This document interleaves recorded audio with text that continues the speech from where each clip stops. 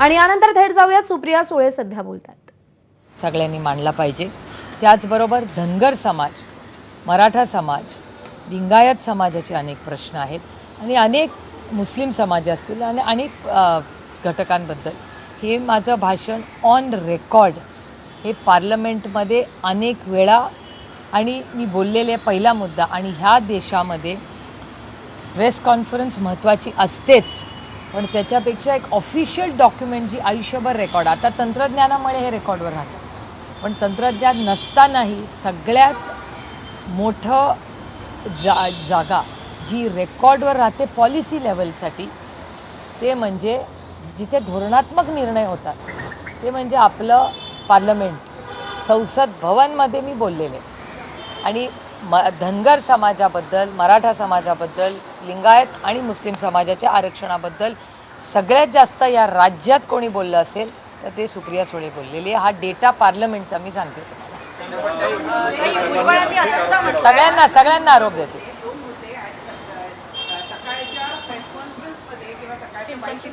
छगन भुजबळ जे बोलले ते दोन मुद्दे मी सांगते, दोन्ही पवार साहेबांबद्दलचे। जरूर। एक त्यांनी मुद्दा हा सांगितला की पवार साहेब ज्यावेळेला महाविकास आघाडी सरकार होतं त्यावेळेला मराठा उपसमितीमध्ये सगळे मराठीच होते, त्यावेळेला पवार साहेब काही बोलले नाही।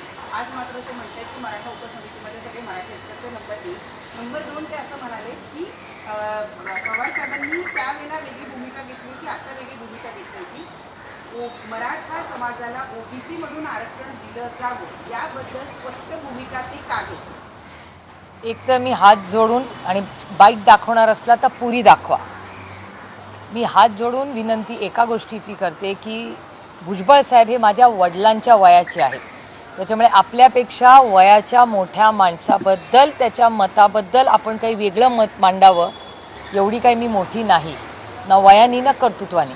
त्याच्यामुळे विनम्रपणे मी आता विरोधात त्यांच्या बसते, म्हणून त्या छोट्याशा जागेतून मी त्यांच्याबद्दल हे बोलते, ह्याची नोंद सगळ्यांनी घ्यावी। कारण का भुजबळ साहेब सगळ्याच वतीने माझ्यापेक्षा मोठे, त्याच्यामुळे खूप विनम्रपणे एक पॉलिसी लेवल म्हणून मी ह्याचं उत्तर खूप विनम्रपणे देते। हा माझा सगळ्यात महत्त्वाचा मुद्दा। दुसरा मुद्दा मी खूप विनम्रपणे भुजबळ साहेबांना विचारू इच्छिते किंवा आज त्या सरकारमध्ये जे जे महाविकास आघाडीमध्ये होते त्या सगळ्यांना विनम्रपणे विचारू इच्छिते की त्या सगळ्या पॉलिसीमध्ये तुम्ही सगळे पवार साहेबांनाच नेता मानत होता ना, तुम्ही त्यांच्याच पक्षामध्ये, ते ज्या पक्षाचं नेतृत्व करायचा त्या पक्षातच तुम्ही होता, त्याच पक्षातून तुम्ही मंत्री झाला, उपमुख्यमंत्री झाला, तुमच्या कष्टाचे आहेत, मी नाही म्हणत नाही, त्या पक्ष वाढवण्यात तुमचेही कष्ट होते, पण मग तेव्हा महाविकास आघाडीवर जेव्हा हे लोक टीका करतात, जे महाविकास आघाडीमध्ये मंत्री होते, याचा कैसा चलेगा, तेव्हा तुम्ही का नाही बोलला? आणि त्यावेळीस काय मीटिंगमध्ये कुठे काय झालं याचं उत्तर मला नाही देता येणार, पण पवार साहेब तेव्हा मुख्यमंत्र्यांशी बोलले असतील का नाही हे मला नाही माहिती, कदाचित बोललेही असतील, आपल्याला काय माहिती। पण भुजबळ साहेब त्या मंत्रिमंडळात होते, तेव्हा त्यांनी पवार साहेबांची ह्याची का नाही चर्चा केली? ते होते ना त्या मंत्रिमंडळात। पण आता छगन भुजबळ साहेब मुख्यमंत्री देवेंद्र फडणवीस यांचं कौतुक करतात, म्हणतात की एकमेव देवेंद्र फडणवीसच आशिषा किरण है ओबीसी मंत्रिमंडळ। ठीक है ना, समय समय में बहुत बड़ी बात होती है, हर नई सुबह होती है। भुजबळ साहेब पवारांसाहेबांबद्दल हेच 20 वर्ष बोलत होते, आधी बाळासाहेबांबद्दल हेच बोलायचे, त्याच्यानंतर आदरणीय पवार साहेबांबद्दल तुमच्याच चॅनलवर मी 20 वर्ष पाहिलंय ते बोललेत, आता देवेंद्रजींबद्दल बोलतायत। त्याच्यात पोलिसांवरच्या लाठीचार्ज मागे शरद पवार पक्षाच्या आमदारांचा हात आहे।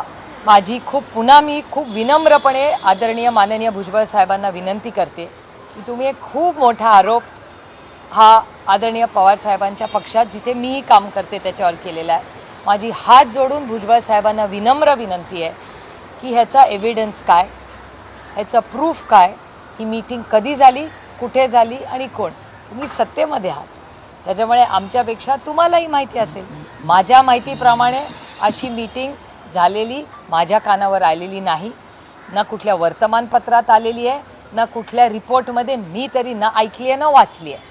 त्याच्यामुळे मी खूप हात जोडून विनम्रपणे माननीय भुजबळ साहेबांना विनंती करते की ही मीटिंग कुठे झाली, किती वाजता झाली, कोण हजर होतं, या सगळ्याचं त्यांनी पारदर्शकपणे ही माहिती देशाला सांगावी, राज्याला सांगावी। पण मलाही उत्सुकता आहे की कोण होतं, त्याचा एव्हिडन्स काय, तुमच्याकडे रिपोर्ट आहे का, आणि मग रिपोर्ट असा असेल तर त्यांनी मीडियाला सांगायच्या ऐवजी ह्याच्यात पोलिसला कंप्लेंट केली पाहिजे.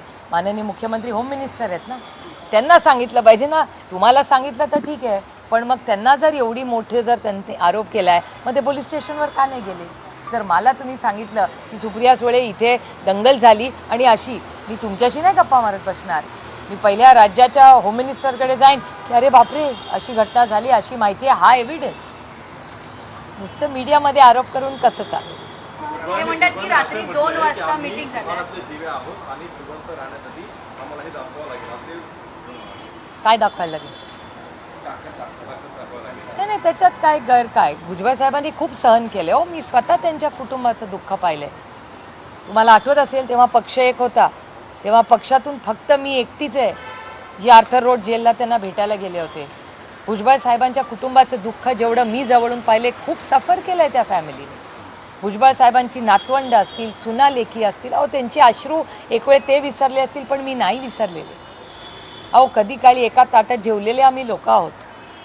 ज्या वेदना त्यांची नातवंडांनी भोगलेल्या आहेत त्या मी स्वतः पाहिलेल्या आहेत. अहो कोर्टात मी किती वेळा भुजबळ फॅमिली बरोबर गेली आहे. आर्थर रोड जेल मी कधीच पाहिलं नव्हतं, हे पहिल्यांदाच पाहिलं मी. भुजबळ साहेब होते तेव्हा मी भेटायला गेले होते, आणि मी त्याच्यात कमीपणा किंवा काही मी गेले याचं मी सांगत नाहीये. मी तुम्हाला वास्तव सांगते, कारण का मला वेदना होत्यात. आमच्या चांगल्या वाईट काळात भुजबळ साहेब आमच्यावर राहिलेले आहेत, आणि ती व्यक्ती खरं खोटं आरोप प्रत्यारोप मला माहिती नाही. म्हणजे त्यांच्या केसचा अभ्यास मी आजपर्यंत केलेला नाही, आणि तेव्हाही मला वाटत होतं की कदाचित भुजबळ साहेबांनी काय आरोप प्रत्यारोपचा अभ्यास मी केला नाही, ते माझा पिंड नाही, ती माझी कॉर्स्ट्रेन नाही. पण त्या काळात त्यांच्या सुना लेकींबरोबर, त्यांच्या मुलीबरोबर, त्यांच्या नातवंडांबरोबर ताकदीने आबर उभं राहिलं, ही माझी नैतिकता होती. बाकी त्याच्या मागे माझा काही नव्हतं. कोण गेलं होतं मला सांगा? पक्ष तेव्हा एक होता ना. आज ते ज्यांच्याबरोबर आज आहेत त्यांच्यापैकी कोणीतरी कोर्टात कधी गेलं होतं का कोणी त्यांना आर्थर रोडला भेटायला गेलं होतं का? मी आजचं आणि उद्याचं काढत नाही, मी फक्त वास्तवते की त्यावेळी पक्ष आणि मी एक नैतिकता आणि त्या कुटुंबाच्या बद्दल मला आस्था आहे. आजही भुजबळ साहेबांच्या लेकी सुनांबद्दल मला प्रचंड आस्था आहे, आणि भुजबळ साहेबांनी जे विश्व शून्यातून उभं केलं ते आपण मान्यच केलं पाहिजे. कुठलाही त्यांना बॅकग्राऊंड नसताना एक नेतृत्व त्यांनी उभं केलं. ते आज आमच्याबद्दल काही बोलले तरी मी कधीच विसरणार नाही, कारण का माझ्या आईनी माझ्यावर संस्कार केलेत की आपल्याबरोबर जेव्हा एवढी जरी कोणी 2 पैशाचीही मदत आपल्याबरोबर केली असेल तर सुप्रिया त्या मिठाला जाग, आयुष्यभर लक्षात ठेव, ही माझी आई नेहमी मला सांगते. त्याच्यामुळे भुजबळ साहेब आमच्याबरोबर आमच्या चांगल्या वाईट काळात उभे राहिलेले आहेत, याची जाणीव मला आहे. आणि त्यांनी आमच्यावर कितीही टीका केली तरी मी त्याला कधीच उत्तर देणार नाही, कारण का मी तो काळ विसरलेला आहे. नाही, पण दोन्ही नेते एकमेकांवरती आता टीका करतायत. जरांगेंचं समर्थन करतील, त्यांना निवडणुकीत धडा शिकवणार असं म्हणतायत, तर मराठ्यांच्या विरोधात जाणाऱ्या ओबीसी नेत्यांना पाडा, असं मनोज जरांगे हे बघा, ही लोकशाही आहे, प्रत्येकाला बोलायचा अधिकार आहे. त्याच्यामुळे त्या दोघांनाही जे वाटतं ते एका लोकशाही पद्धतीने ते मांडत राहतात, त्याच्यात गैर काय नाही. ह्याच्यासाठीच तर आदरणीय पवार साहेबांचं स्टेटमेंट तुम्ही गेले 4-5 दिवस ऐकलं असेल तर सातत्याने आदरणीय पवार साहेब काय सांगतायत की समंजसपणाने आपण सगळ्यांनी एकत्र बसून आपण सगळ्यांनी ही सगळ्यांबद्दल प्रेम कसं वाढेल आणि कटुता कशी कमी होईल ह्याच्यासाठी आपण प्रयत्न केले पाहिजे. ते स्टेटमेंट मी काय हजर नव्हते, दरवेळीच तुमच्याच चॅनलवर ते स्टेटमेंट गेले आठवडाभर चालले. नागपूरला शिबिर होत आहे, मात्र शिबिरामध्ये एक फ्लेक्स आहे, त्या फ्लेक्सवरती लिहिलेलं आहे की दादाबाई साहेब एकत्र व्हा, अशा प्रकारचं मजकूर अजित केलेलं आहे. पवार यांच्या पक्षाच्या पदाधिकाऱ्यांनी ते काल रात्रीपासून तिथं लावलेलं आहे. त्यांनी असं सुद्धा म्हटलेलं आहे की हे दोघे जण एकत्रित यावे यासाठी यशवंतराव चव्हाणांच्या पुतळ्याखाली आम्ही आमरण उपोषण सुद्धा वेळ आली तर. हा कार्यकर्त्यांच्या मनाचा मोठेपणा आहे आणि हे त्यांचं प्रेम आहे. मी कोणी हे केलंय त्याला आज नक्कीच फोन करीन, कारण का हे कार्यकर्त्यांचं प्रेम आहे. आमचं भाग्य की आमच्यावर प्रेम करणारे एवढे, मी नुसते कार्यकर्ते म्हणणार नाही, मी माझे सहकारी म्हणेन, हे आम्हाला